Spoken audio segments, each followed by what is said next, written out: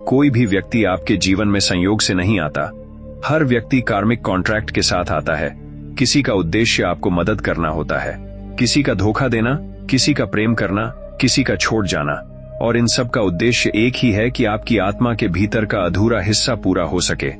जब आत्मा पूर्ण होती है तब नियति बदलती है, क्योंकि नियति केवल अधूरे आत्माओं के लिए है।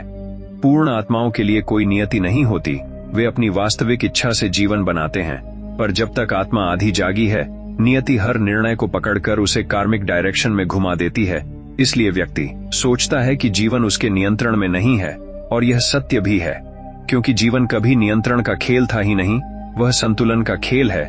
जैसा देओगे वैसा पाओगे, जैसा सोचोगे वैसा बनोगे, और जैसा महसूस करोगे वैसा निर्णय लोगे। नियति बस यह सुनिश्चित करती है कि यह प्रक्रिया कभी टूटे नहीं, कि कर्म कभी अधूरा न रहे, और कि आपकी आत्मा अपनी यात्रा से भटके नहीं। बहुत लोग कहते हैं कि उन्हें ब्रह्मांड संकेत देता है। कुछ इसे संयोग समझते हैं, कुछ इसे दिव्य शक्ति की आवाज, लेकिन बहुत कम लोग जानते हैं कि यह संकेत वास्तव में क्या होते हैं। ये संकेत ब्रह्मांड द्वारा भेजे गए साधारण संदेश नहीं है।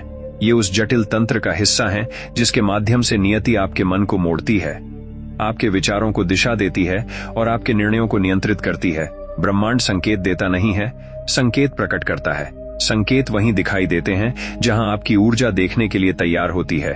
आप सोचते हैं कि संकेत अचानक दिखते हैं, पर वे हमेशा से मौजूद थे, बस आपकी चेतना उस तरंग पर नहीं थी जहां आप उन्हें देख सकें। संकेतों की भाषा अजीब है, क्योंकि वह शब्दों में नहीं, तरंगों में बोलती है।